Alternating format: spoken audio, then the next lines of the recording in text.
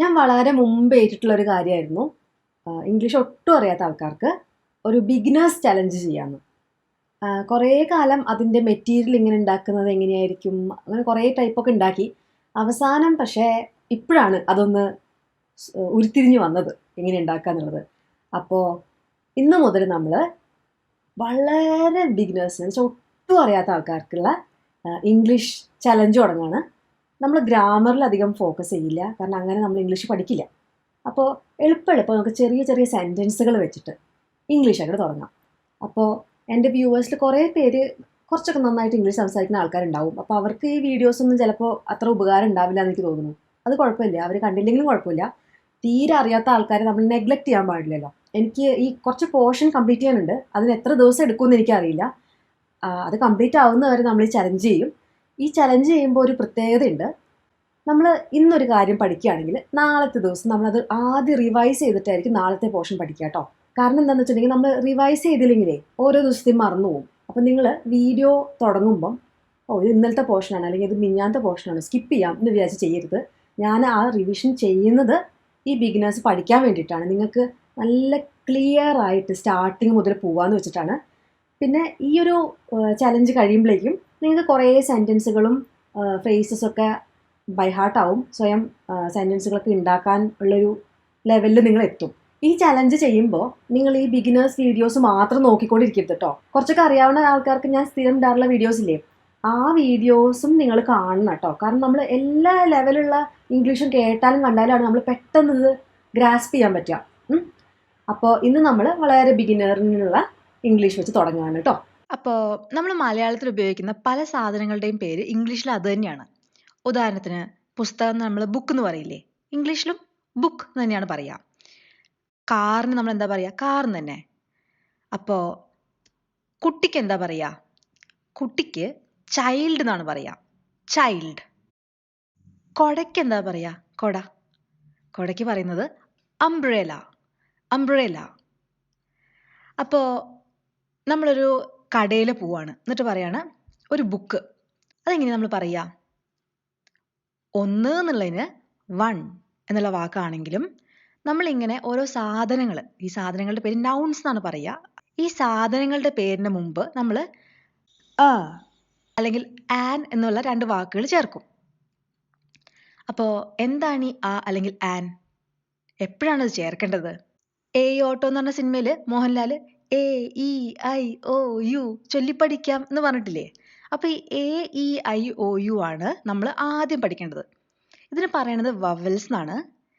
ഈ A E I O U എന്നുള്ളത് വലിയ ഇമ്പോർട്ടൻ്റ് അല്ല, പക്ഷെ അത് ഉണ്ടാക്കുന്ന ശബ്ദം ഇമ്പോർട്ടൻ്റ് ആണ്. ഇപ്പോൾ ഉദാഹരണം പറഞ്ഞാൽ എ വെച്ചിട്ടുള്ള ഒരു വാക്ക് പറഞ്ഞാൽ ആപ്പിൾ. അപ്പോൾ ഏപ്പിൾ എന്നല്ലല്ലോ പറയണേ, ആപ്പിൾ. അപ്പോൾ എ ഉണ്ടാക്കുന്ന സൗണ്ട് ആ. അല്ലെങ്കിൽ ഒരു സേന എന്നർത്ഥം വരുന്ന ആർമി, ആ. അവിടെ ആ എന്നുള്ള സൗണ്ടാണ് എ എന്നുള്ള ലെറ്റർ ഉണ്ടാക്കുന്നത്. അപ്പോൾ ആ, ആ, ഈ സൗണ്ടുകളൊക്കെ എ ഉണ്ടാക്കും. പിന്നെ ഇ എന്ന് പറഞ്ഞാൽ ഇ ഫോർ എഗ്, എഗ് എന്നുള്ള വാക്കാണ് ഈ വെച്ച് തുടങ്ങുന്നത്. അപ്പോൾ എഗ്ഗിന് എങ്ങനെയാ, ഇഗ് എന്നല്ലല്ലോ പറയണത്, എഗ്, എ. അപ്പോൾ എ എന്നുള്ള സൗണ്ടാണ് ഇ എന്നുള്ള ലെറ്റർ ഉണ്ടാക്കുന്നത്. ഒരു സൗണ്ട് മാത്രമല്ല, ചിലപ്പോൾ ചില ലെറ്റർ പല സൗണ്ടുകൾ ഉണ്ടാക്കിയെന്ന് വരും. അപ്പോൾ എന്തായാലും ഐ എന്താ ഉണ്ടാക്കുക നോക്കാം. ഐ വെച്ചിട്ട് ഒരു വാക്ക് പറഞ്ഞാൽ ഇന്ത്യ. ഇന്ത്യക്ക് നമ്മൾ ഇന്ത്യ എന്നല്ലല്ലോ പറയണേ, ഇ എന്നുള്ള സൗണ്ടാണ് ഐ ഉണ്ടാക്കുന്നത്. പിന്നെ എന്താ ഉള്ളത്, എ ഇ ഐ ഒ, ഓ എന്നുള്ള ലെറ്റർ ഉണ്ടാക്കുന്ന സൗണ്ട് ഇതാ, ഓർഗൻ. അപ്പോൾ ഓ എന്നുള്ള സൗണ്ട് വരുന്നുണ്ട്. പിന്നെ യു, യു വെച്ചുള്ള സൗണ്ട് എങ്ങനെയാ, കൊടയ്ക്ക് അംബ്രേല എന്ന് പറഞ്ഞില്ലേ, അപ്പോൾ എന്നുള്ള സൗണ്ടും യു എന്നുള്ള ലെറ്റർ ഉണ്ടാക്കുന്നുണ്ട്. അപ്പോൾ ആ, ഇ, എ, ഉ, ഓ ഇങ്ങനത്തെ സൗണ്ടുകളൊക്കെ വരുമ്പം നമ്മൾ ആൻ എന്നുള്ള വാക്കാണ് ഉപയോഗിക്കുക. ഇതല്ല വരുന്നതെങ്കിൽ എന്നുള്ള വേർഡാണ് നമ്മൾ ഈ വേർഡ്സിന് മുമ്പിൽ ചേർക്കുക. അപ്പോൾ നമ്മൾ നേരത്തെ ചൈൽഡ് എന്ന് പഠിച്ചു. ചൈൽഡിന് ച എന്നുള്ള സൗണ്ട് അല്ലേ വരുന്നത്. അപ്പോൾ നമ്മൾ എ ചൈൽഡ്, ആൻ ചൈൽഡ് അല്ല. അതുമാതിരി കാർ, കാറിൻ്റെ സൗണ്ട് എങ്ങനെയാ, ക വരുമ്പോൾ നമ്മൾ എ കാർ, ആൻ കാർ അല്ല, എ കാർ. ഒരു കാറ് എന്നുള്ള അർത്ഥത്തിൽ എ കാർ. ബുക്കോ ബു എന്നുള്ള സൗണ്ട് അല്ലേ വരുന്നത്. അപ്പോൾ എ ബുക്ക്. അത് മാത്രമല്ല, ചില സമയത്ത് AEIOU വെച്ച് തുടങ്ങില്ല, എന്നാലും ആ സൗണ്ട് വെച്ചിട്ടുള്ള വാക്കുകൾ ഉണ്ടാവും. ഒരു ഉദാഹരണം പറഞ്ഞാൽ മണിക്കൂർ എന്ന് പറയുന്ന വാക്കിന്റെ ഇംഗ്ലീഷ് എന്താ? ആർ. HOUR. ആർ എന്ന് പറയുമ്പം ആ എച്ചിന്റെ സൗണ്ട് കേൾക്കില്ല, അത് സൈലന്റ് ആണ്. അപ്പോൾ ആർ എന്നിങ്ങനെ പറയും. ആർ ആണോ ആൻ ആർ ആണോ? ആ എന്നുള്ള സൗണ്ട് അല്ലേ ആറിൽ വരുന്നത്. അപ്പോൾ ആൻ ആർ. ഒരു മണിക്കൂറെ നമ്മൾ എന്തെങ്കിലും പറഞ്ഞിട്ട് പറയാം, ഒരു മണിക്കൂർ എന്ന് പറഞ്ഞാൽ ആൻ ആർ. An R. ഇനി അംബ്രേല ആണെങ്കിലോ അംബ്രേല എന്നുള്ള സൗണ്ട് അല്ലേ വരണേ. അപ്പോൾ ആൻ അംബ്രേല. അപ്പം നിങ്ങൾക്ക് ഇത് മനസ്സിലായെന്ന് വിചാരിക്കണു. എപ്പോഴാണ് ഉപയോഗിക്കേണ്ടത്, ആൻ എപ്പോഴാണ് ഉപയോഗിക്കേണ്ടത്.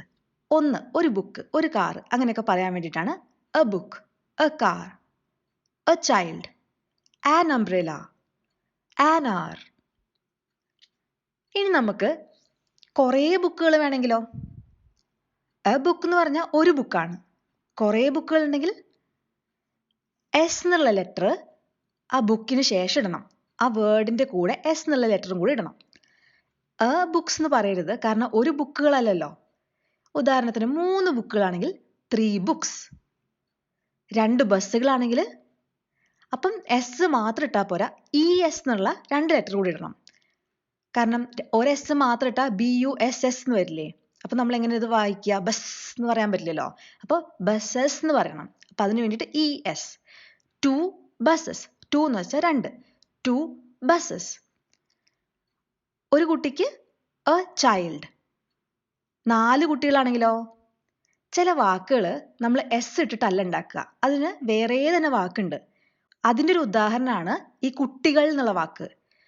കുട്ടികൾ എന്നുള്ള വാക്ക് ഇംഗ്ലീഷിൽ ചിൽഡ്രൻ ആണ്. ചൈൽഡ്സ് അല്ല കേട്ടോ, ചിൽഡ്രൻ. അപ്പോൾ ഒരു കുട്ടിക്ക് എ ചൈൽഡ്. 4 കുട്ടികളാണെങ്കിൽ 4 ചിൽഡ്രൻ. ഇനി ഒരു കൊടയാണെങ്കിൽ ആൻ അംബ്രേല.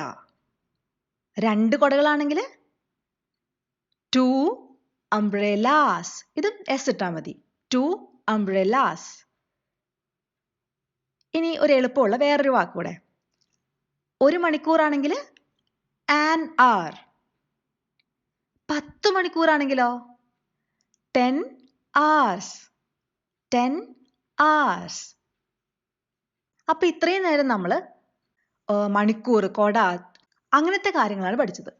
ഇനി നമ്മൾ ഓരോ പ്രവൃത്തികൾ പഠിക്കാം. അപ്പൊ ഇതിന് പറയണത് വേർബ്സ് എന്നാണ്. പ്രവൃത്തികൾ എന്താ? സംസാരിക്കുക, ഓടുക, മുറിക്കുക, ചിരിക്കുക, ഉറങ്ങുക. ഇതൊക്കെ ആക്ഷൻസ് അല്ലെങ്കിൽ വേർബ്സ് ആണ്. ഇതൊക്കെ പ്രവൃത്തികളാണ്. ഇനി ഇതെങ്ങനെയാണ് നമ്മൾ സെന്റൻസിൽ ഉപയോഗിക്കുക എന്നാണ് അടുത്തത് പഠിക്കുന്നത്. വളരെ സിമ്പിളാണ്, പേടിക്കാനൊന്നുമില്ല. ഇപ്പോൾ സംസാരിക്കുക എന്നുള്ളതിനുള്ള ഇംഗ്ലീഷ് വാക്ക് എന്താ? ടോക്ക്. ഓടുക എന്നുള്ളതിനോ? റൺ. മുറിക്കുക എന്നുള്ളതിന് കട്ട്. ചിരിക്കുക എന്നുള്ളതിന്, പുഞ്ചിരിക്കുക എന്നുള്ളതിന് സ്മൈൽ. നമ്മൾ ഫോട്ടോ എടുക്കുമ്പോൾ പറയില്ലേ സ്മൈൽ പ്ലീസ്, സ്മൈൽ. ഉറങ്ങുക എന്നുള്ളതിന് സ്ലീപ്പ് എന്ന് വെച്ചാൽ ഉറങ്ങുക. ഇനി നമുക്ക് ഈ വേർബ്സ് സെന്റൻസിൽ എങ്ങനെ ഉപയോഗിക്കാൻ നോക്കാം. അനു സംസാരിക്കുന്നു അങ്ങനെ പറയാൻ വേണ്ടിയിട്ട് വേർബ് എന്താണ്? ടോക്ക്. അപ്പൊ ആദ്യം നമ്മൾ നോക്കേണ്ടത് ആരാണ് സംസാരിക്കുന്നത്? അനു. അപ്പൊ ആദ്യം തന്നെ സെന്റൻസിന്റെ ഫ്രണ്ടിൽ അനു ഇട്ടു. അടുത്തത് സംസാരിക്കുകയാണെന്ന് പറയണം. സംസാരിക്കുകയാണെന്ന് പറയാൻ വേണ്ടിയിട്ട് നമ്മുടെ വേർബ് എന്താണ് സംസാരിക്കുന്നതിന്? ടോക്ക്. അപ്പൊ അതിന് എങ്ങനെയാണ് ടോക്ക് ഉപയോഗിക്കേണ്ടത്? ആദ്യം നമ്മൾ നോക്കുക, ആരാണ് സംസാരിക്കുന്നത്? അനു ഒരാളല്ലേ. അപ്പൊ നമ്മൾ ഒരു എസ് ഇടണം. എവിടെ? ടോക്ക് കഴിഞ്ഞിട്ട് ടോക്സ് എന്ന് പറയണം. അനു ടോക്സ്. രവി ആണെങ്കിലോ? രവി സംസാരിക്കുന്നു എന്ന് പറയാൻ ഒരാളല്ലേ രവി. അപ്പോൾ രവി ടോക്സ്. ഇനി രവി ഓടുകയാണെങ്കിൽ എങ്ങനെ പറയും? ഓടുന്നതിന് എന്താ നമ്മൾ പഠിച്ചത്? റൺ. അപ്പോൾ രവി ഓടുക എന്ന് പറയാൻ വേണ്ടിയിട്ട് രവി റൺസ്. ആ എസ് ഇടണം കേട്ടോ. രവി റൺസ്. ഇനി ആയിഷ മുറിക്കുകയാണ്. മുറിക്കുന്നതിന് എന്താ പറയാ? കട്ട്. പക്ഷെ ആരാ കട്ട് ചെയ്യണേ? ആയിഷ എത്ര പേരാ? ഒരാള്. അപ്പൊ നമ്മൾ എന്ത് ചേർക്കും? എസ് ചേർക്കണം. ആയിഷ കട്ട്സ്. ഇനി നമ്മുടെ ഷാഫി പുഞ്ചിരിച്ചോണ്ടിരിക്കുക. അപ്പൊ നമ്മൾ എന്ത് പറയും? ഷാഫി സ്മൈൽ ആണോ സ്മൈൽസ് ആണോ? ഷാഫി സ്മൈൽസ്, കാരണം ഷാഫി ഒരാളല്ലേ. അടുത്തത് ഉറങ്ങുക. ആരാ ഉറങ്ങണേ? റാണി ഉറങ്ങുക. അങ്ങനെ പറയും? റാണി സ്ലീപ്പ് ആണോ സ്ലീപ്സ് ആണോ? റാണി ഒരാളാണ്, അതുകൊണ്ട് റാണി സ്ലീപ്സ്. ഇനിയിപ്പോൾ അനു സംസാരിക്കുകയാണെന്ന് പറയുന്നതിന് പകരം അവള് സംസാരിക്കുകയാണെന്ന് പറയില്ലേ? അവൾ എന്ന് പറയില്ലേ? ആ പേരെടുത്ത് പറയുന്നതിന് പകരം അവൾ, അവൻ, അതെങ്ങനെ ഉപയോഗിക്കാൻ നോക്കാം. നേരത്തെ നമ്മൾ അനു ടോക്സ് എന്ന് പഠിച്ചു. അനു സംസാരിക്കുക. അപ്പൊ അവള് സംസാരിക്കുക എന്ന് പറയാൻ അനുവിന് പകരം ഷീ എന്നുള്ള വാക്കാണ് ഉപയോഗിക്കുക. Anu talks, she talks. Ravi ഓടുകയാണെന്ന് എങ്ങനെയാ പറഞ്ഞത്? രവി റൺസ്. അപ്പോ രവിക്ക് പകരം എന്തുപയോഗിക്കാം? ഷീ അല്ല ഹി. ആണുങ്ങളാണെങ്കിൽ ഹി എന്ന് ഉപയോഗിക്കും, പെണ്ണുങ്ങളാണെങ്കിൽ ഷീ എന്ന് ഉപയോഗിക്കും. അപ്പൊ രവി റൺസ് എങ്ങനെ പറയാ? അവൻ ഓടുക എന്ന് എങ്ങനെ പറയാ? He runs. ഇനി ആയിഷ ഉണ്ട്. ആയിഷ മുറിക്കല്ലേ? അപ്പൊ അവള് മുറിക്കുക എന്ന് എങ്ങനെ പറയാ? She cuts. ആ പേരിന് പകരം ഷീ ഉപയോഗിക്കാം. ഇനി ഷാഫി പുഞ്ചിരിക്കുക എന്ന് പറഞ്ഞു നേരത്തെ. അപ്പൊ അവൻ പുഞ്ചിരിക്കുക എന്ന് എങ്ങനെ പറയും? He smiles. He smiles. അടുത്തത് റാണി ഉറങ്ങുക എന്ന് പറഞ്ഞില്ലേ? അപ്പൊ എങ്ങനെയാ അവൾ ഉറങ്ങുക എന്ന് പറയാ? She sleeps. She sleeps. ഇനി കൊട തുറക്കുക. അത് നമുക്കൊന്ന് പുതിയ സെന്റൻസ് ഉണ്ടാക്കി നോക്കാം. കൊട തുറക്കുക അങ്ങനെ പറയും? Umbrella opens. അപ്പൊ അംബ്രേല എന്ന് പറഞ്ഞത് സാധനം അവളാണോ അവനാണോ? അതൊരു സാധനമല്ലേ, അതിന് ജെൻഡർ ഇല്ല. ജെൻഡർ എന്ന് വെച്ചാൽ ലിംഗമില്ല. അപ്പൊ അതിനെങ്ങനെ പറയും? ഇറ്റ് എന്നുള്ള വാക്കാണ് ഉപയോഗിക്കുക. It opens. അത് തുറക്കുന്നു എന്നുള്ള അർത്ഥത്തില് അത് എന്നുള്ളതിന് ഇറ്റ് ഓപ്പൺസ്. ഇപ്പൊ നമ്മൾ ഓരോരോ ആൾക്കാർ പ്രവൃത്തി ചെയ്ത ഒരു എസ് ഇടണം എന്ന് മനസ്സിലായി. പക്ഷേ ഇനിയിപ്പോ രണ്ടാൾക്കാരോ അല്ലെങ്കിൽ മൂന്നാൾക്കാരോ ഒക്കെ എന്തെങ്കിലും കാര്യം ചെയ്യുകയാണെങ്കിലോ? അതെങ്ങനെയാന്ന് നോക്കാം. ഉദാഹരണത്തിന് അനുവും രവിയും സംസാരിക്കുകയാണ്. അപ്പൊ രണ്ടുപേരാണെങ്കിൽ അനു രവി എന്നല്ല പറയാ, അനു ആൻഡ് രവി. ഒരു ആൻഡ് എന്നുള്ള വാക്ക് ഉപയോഗിക്കും രണ്ടുപേരെ കൂട്ടിച്ചേർക്കാൻ. 3 പേരുണ്ടെങ്കിലോ അനു ഒരു കോമയിടും, രവി അതിന്റെ ആയിഷയാണെങ്കിൽ ആൻഡ് ആയിഷ. അപ്പൊ ആയിഷയ്ക്ക് മുമ്പ് കോമയില്ല കേട്ടോ. അനു രവി ആൻഡ് ആയിഷ. അപ്പൊ അനുവും രവിയും സംസാരിച്ചുകൊണ്ടിരിക്കുകയാണെന്നുള്ള അർത്ഥത്തില് Anu and Ravi talk. Talks അല്ല ടോക്ക്. അപ്പോ അവര് സംസാരിക്കുന്ന എങ്ങനെ പറയും? ഇവിടെ അനു പെണ്ണും രവി ആണുമാണ്. അവർ എന്ന് പറയുമ്പം ആണും പെണ്ണും നോക്കണ്ട, ദേ എന്നുള്ള വാക്കാണ് ഉപയോഗിക്കുക. They talk. അവര് സംസാരിക്കുന്നു. They talk. ഇനി രവി ആൻഡ് ആയിഷ ഓടിക്കൊണ്ടിരിക്കുക. അപ്പൊ എങ്ങനെ പറയും? രവി ആൻഡ് ആയിഷ റൺസ് അല്ല റൺ. അവിടെ എസ് വേണ്ട കേട്ടോ. ഒറ്റ ആളാണെങ്കിൽ മാത്രം എസ് മതി. Ravi and Ayesha run. അപ്പൊ അവർ ഓടിക്കൊണ്ടിരിക്കുക. അതെങ്ങനെ പറയും? അവർ എന്നുള്ളതിന് ദേ റൺ. ഇനി ആയിഷ ഷാഫി മുറിച്ചോണ്ടിരിക്കുക. അങ്ങനെ പറയും? Ayesha and Shafi cut. അപ്പൊ അവര് കട്ട് ചെയ്യുക എന്നുള്ളതിന് ദേ കട്ട്. ഷാഫി റാണി ഇവർ രണ്ടുപേരും പുഞ്ചിരിച്ചോണ്ടിരിക്കുക. അപ്പൊ എങ്ങനെ പറയും? Shafi and Rani smile. Smiles അല്ല കേട്ടോ. അവര് പുഞ്ചിരിക്കുക എന്നുള്ളതിന് ദേ സ്മൈൽ. ഇനി കൊട തുറക്കുക, അതിന് അംബ്രേല ഓപ്പൺസ്. അപ്പോ കൊടകൾ തുറക്കുക എന്നുള്ളതിന് എന്ത് പറയും? അംബ്രേലാസ് ഓപ്പൺ. ഒരു വസ്തു ഇറ്റാണ്. അപ്പൊ പല വസ്തുക്കൾ ഉണ്ടെങ്കിൽ നമ്മൾ ദേ ആണ് ഉപയോഗിക്കുക. ദേ ഓപ്പൺ. ദേ ഓപ്പൺ. ഇനി അനുവും ഞാനും സംസാരിക്കുക. ഞാൻ എന്നുള്ളതിന് ഐ ആണ് ഞാൻ കേട്ടോ. അപ്പൊ അനു ആൻഡ് ഐ ടോക്ക്. ഞാനും അനുവും സംസാരിക്കുക. Anu and I talk. അപ്പൊ അതിനെങ്ങനെയാ ഞങ്ങൾ സംസാരിക്കുക എന്ന് പറയാ? ഞങ്ങൾ എന്നുള്ളതിന് വി ടോക്ക്. നമ്മൾ പൊതുവെ മലയാളത്തില് സംസാരിക്കുക എന്നുള്ളതിന് വേറെ രീതിയിൽ നമ്മൾ ഇംഗ്ലീഷിൽ പറയും. പക്ഷെ തൽക്കാലം നമ്മൾ ചെറിയ ചെറിയ സെന്റൻസ് ഉണ്ടാക്കാൻ വേണ്ടിയിട്ട്, സ്ട്രക്ചർ ഉണ്ടാക്കാൻ വേണ്ടിയിട്ട് ഇങ്ങനെ പഠിക്കാം. കുറച്ച് കഴിഞ്ഞാൽ നമ്മൾ ഇതിന്റെ ബെറ്റർ ഫോംസും കൃത്യമായിട്ട് എങ്ങനെയാണ് ഉണ്ടാക്കുക എന്നുള്ളതൊക്കെ പഠിക്കും കേട്ടോ. ഇപ്പൊ നമ്മൾ എന്നുള്ളതിന് വി നമ്മൾ പഠിച്ചു, പക്ഷേ നീ എന്നുള്ളതിന് എന്താ പറയാ നമ്മൾ പഠിച്ചില്ല അല്ലേ? അപ്പോൾ നീ എന്നുള്ളതിന് യു എന്നാണ്. നിങ്ങൾ എന്നുള്ള കുറേ ആൾക്കാരുണ്ടെങ്കിലും യു എന്നാണ് പറയാ.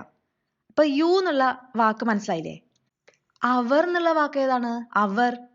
അവർ എന്നുള്ളതിന് ദേ നമ്മൾ നേരത്തെ പഠിച്ചിട്ടുണ്ട്. Shafi and Rani smile, they smile, അവർ ചിരിക്കുന്നു. അപ്പൊ ദേ എന്നുള്ള വാക്കും പഠിച്ചു. അപ്പൊ നമ്മൾ ഐ, യു, ദേ, വി ഒക്കെ പഠിച്ചു. അപ്പൊ ഇനി ശ്രദ്ധിക്കേണ്ടത്, നമ്മൾ നേരത്തെ പറഞ്ഞില്ലേ ഒരാളാണെങ്കിൽ എസ് ചേർക്കണം എന്ന് നമ്മൾ പ്രവൃത്തിയുടെ കൂടെ. പക്ഷേ ഐ, യു, ദേ, വി വരുമ്പം നമ്മൾ കുറച്ച് ശ്രദ്ധിക്കണേ. അത് ഞാൻ പറഞ്ഞുതരാം. യുവിൻ്റെ കൂടെ എസ് ചേർക്കണ്ട, ഐൻ്റെ കൂടെ എസ് ചേർക്കണ്ട. ദേയും വിയും പിന്നെ കുറേ ആൾക്കാരായതുകൊണ്ട് എന്തായാലും എസ് ചേർക്കണ്ട. ഞാൻ പുഞ്ചിരിക്കുന്നു എന്ന് എങ്ങനെ പറയും? ഐ സ്മൈൽസ് അല്ല, ഐ സ്മൈൽ. നീ പുഞ്ചിരിക്കുന്നു എന്ന് എങ്ങനെ പറയും? യു സ്മൈൽസ് അല്ല, യു സ്മൈൽ. അവര് പുഞ്ചിരിക്കുന്നു എന്ന് എങ്ങനെ പറയും? They smile. നമ്മൾ പുഞ്ചിരിക്കുന്നു എന്ന് എങ്ങനെ പറയും? We smile. അപ്പോൾ ഐ, യു, ദേ, വി ഈ നാലെണ്ണത്തിന്റെ കൂടെ നിങ്ങൾ എസ് ചേർക്കരുത് കേട്ടോ. അവൻ പുഞ്ചിരിക്കുന്നു എന്ന് എങ്ങനെ പറയും? അവിടെ നമ്മൾ എസ് ചേർക്കണം. He smiles. അവളോ? അതിൻ്റെയും കൂടി എസ് വേണം. She smiles. അപ്പോൾ ഈ ഐ, യു, ദേ, വി ഈ നാലെണ്ണത്തിന്റെ കൂടെ നമ്മൾ ഒരിക്കലും എസ് ചേർക്കരുത് കേട്ടോ. ഇതൊന്ന് ഓർത്ത് വെക്കണേ. അപ്പൊ ഇന്ന് നമുക്ക് ഇത്രയും പഠിച്ചാൽ മതി. കാരണം കുറേ പഠിച്ചിട്ടുണ്ടെങ്കിൽ എല്ലാം കൂടെ കൺഫ്യൂഷൻ ആവും. അപ്പൊ ഞാൻ ഇന്ന് കുറച്ച് ചോദ്യങ്ങൾ ചോദിക്കാം. നമ്മുടെ പേനയ്ക്ക്, എഴുതുന്ന പേനയ്ക്ക് ഇംഗ്ലീഷിൽ എന്താ പറയാ? പെൻ. ഒരു പേന എന്നെങ്ങനെയാ പറയാ? എ പെൻ ആണോ, ആൻ പെൻ ആണോ? അത് നിങ്ങൾ കണ്ടുപിടിച്ചിട്ട് കമന്റ്സിൽ ഇടുക കേട്ടോ. ഇനിയുണ്ട് ക്വസ്റ്റ്യൻസ്. യൂണിഫോം. നമ്മൾ കുട്ടികളൊക്കെ സ്കൂളിൽ പോകുമ്പോൾ ഇടുന്ന യൂണിഫോം ഇല്ലേ, അതിന് യൂണിഫോം തന്നെയാണ് പറയുക. അപ്പോൾ ഒരു യൂണിഫോം എന്നുള്ളതിന് എ യൂണിഫോം ആണോ, ആൻ യൂണിഫോം ആണോ? അപ്പോൾ ഇനി നമ്മുടെ അടുത്ത ചോദ്യം, ഞാൻ വണ്ടി ഓടിക്കുന്നു, ഞാൻ ഓടിക്കുന്നു. ഓടിക്കുക എന്നുള്ളതിന് എന്ത് പറയും? ഡ്രൈവ്. ഞാൻ ഓടിക്കുന്നു, ഞാൻ എന്നുള്ളതിന് എന്ത് പറയും? ഐ. അപ്പം ഇന്നത്തെ ചോദ്യം, ഞാൻ ഓടിക്കുന്നു എന്നുള്ള അർത്ഥത്തിൽ ഐ ഡ്രൈവ് ആണോ, ഐ ഡ്രൈവ്സ് ആണോ? അതാണ് നിങ്ങളുടെ അടുത്ത ക്വസ്റ്റ്യൻ. ഐ ഡ്രൈവ് ആണോ, ഐ ഡ്രൈവ്സ് ആണോ? ഞാൻ ഈ ക്വസ്റ്റ്യൻ എന്ന് പറഞ്ഞ് കേട്ടിട്ട് നിങ്ങൾ പേടിക്കണ്ട. ക്വസ്റ്റ്യൻ എന്ന് എഴുതുമെങ്കിലും ക്വസ്റ്റ്യൻ എന്നാണ് നമ്മൾ പറയുക കേട്ടോ. ചോദ്യം എന്നുള്ള വാക്കിന്റെ ഇംഗ്ലീഷാണ് ക്വസ്റ്റ്യൻ. എല്ലാവർക്കും എല്ലാം മനസ്സിലായി എന്ന് വിചാരിക്കണു. എന്തെങ്കിലും ഡൗട്ട് ഉണ്ടെങ്കിൽ കമന്റ്സിൽ ചോദിക്കുക കേട്ടോ. അപ്പം നമുക്ക് ഈ ചലഞ്ച് കണ്ടിന്യൂ ചെയ്യാം. എനിക്ക് സമയം കിട്ടുന്നതനുസരിച്ച് അടുത്ത ദിവസങ്ങളിൽ ഞാൻ അടുത്ത വീഡിയോ ഇടാം കേട്ടോ. അപ്പം എല്ലാവരും കമന്റ്സിന് ഉത്തരം പറയുമെന്ന് വിചാരിക്കണു. അടുത്ത ദിവസം കാണാം. അതുവരേക്കും ബൈ ബൈ.